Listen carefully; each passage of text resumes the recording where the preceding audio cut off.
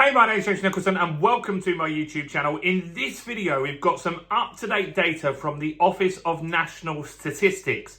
Now, this is the real data, the official data. We can't argue with this because this is what's registered at the Land Registry and it's actually what has happened. Now, the ONS data does have a lag. This is February data. Obviously, we're in May now, so it takes a little while for those details to get really updated, registered, and so we know exactly where we are. But it does give us a great indication in this on what's going on a region by region basis. So I'm going to give you all the breakdown, which regions have performed best, how much they've increased, what are the average house price values in those areas, and we're also going to break it down by what type of property is the best to invest in and what's rising the fastest. Is it detached properties? Is it flats? We'll talk about that in this video as well. So if you're new around here and you haven't done already, do make sure you subscribe to the channel over there and hit that bell notification. We've got new property content every single day. We talk about house prices, we talk about interest rates, we talk about investing in property and much, much more. And let's get some views on this video by smashing like, tickling like, doing something to that like button. That helps with the YouTube algorithm and really helps the channel grow. So thanks to everyone that does that.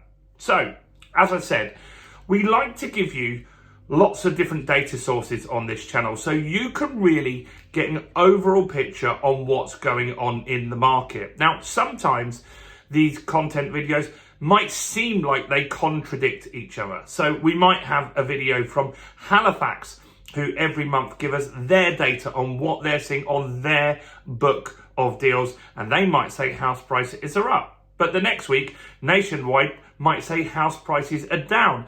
And two things can also be true because it's the data that they look at. Now, this is the ultimate data, the Office of National Statistics. This is taken from the Land Registry.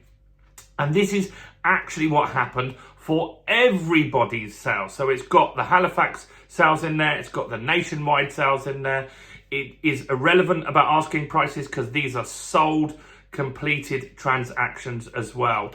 And so it will also include cash buyers and mortgage property. So it's got everything in it. So the ONS data has come out and it's saying that the average house price at the moment stands at £268,000. Now that obviously changes significantly on a region by region basis, which we'll give you a breakdown on. But on average, they're saying on a year-on-year basis, house prices are up to February at 5.4%. Now that's slightly above inflation, meaning they did actually increase, which they haven't done for a little while. And so inflation was a little higher at the beginning of last year, but it does mean there is a marginal gain here. And so in some areas, at least, you'll see not in all, in some areas, house prices actually have gone up more than inflation. So let's look at a regional basis. So first off, the East Midlands, they're saying the average house price that sold there in February is £241,000.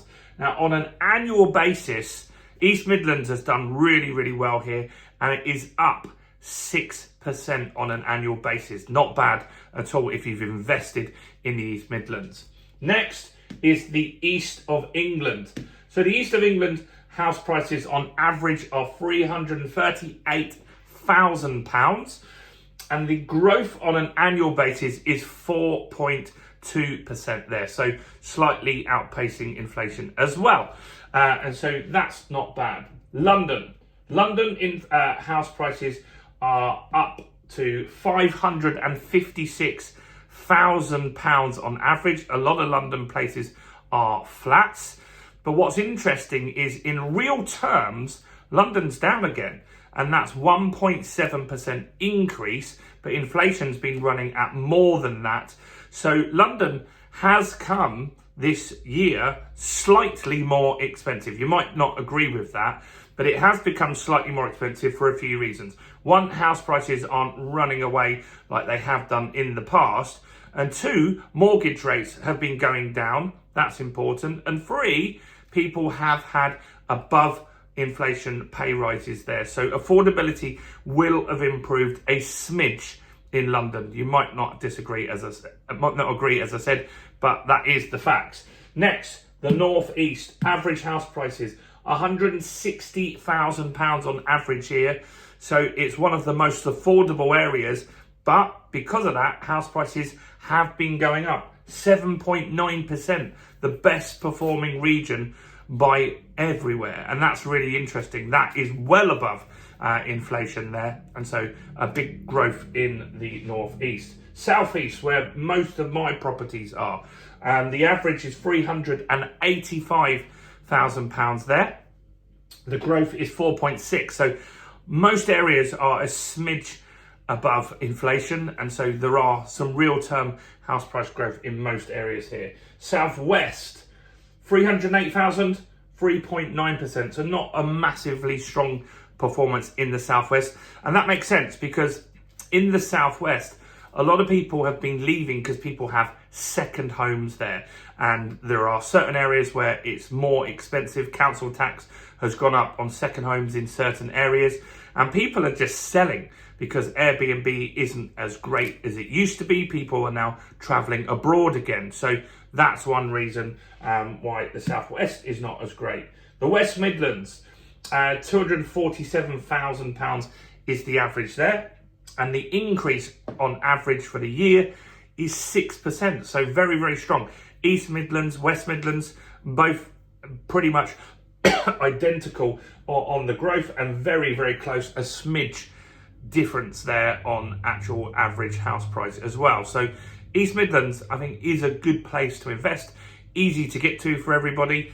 And they do have good house price growth and the house prices are still affordable in those areas. So that's a good option. Yorkshire has been really strong this year. £205,000 is the average and the annual growth is 7.5% there. So that is a solid performance. And so the North has done really, really well. If you pick out the Northeast, 7.9, you've got the Yorkshire up there as well. They have done really, really well. So growth in the Northeast has definitely been the strongest for 2020, 24, 25 on the last rolling 12 months. And that may continue going forward because affordability there is still quite strong. People can afford to buy a property just having an average wage job. Whereas in London, you've got to be a rocket spaceship scientist or something like that to be able to afford a property. It's very, very tough still in London to get a property, even though it has improved somewhat this year. What do you think about this? Would you invest in an area that's had strong growth, or would you think that maybe it's already had that growth and that might not continue going forward? Or would you look at somewhere like London that's affordability has improved a little bit this year and maybe that means that there's a chance for some more growth next year? Let me know in the comments what you think below. What do you think about this data? This is the ultimate data in my opinion. It's the finalised data from the Land Registry and it does have a lag, but ultimately it is the real deal. Let me know in the comments your thoughts, questions or observations. Do smash like, do subscribe and make sure you check out all the other content as well on the channel, including this video right here.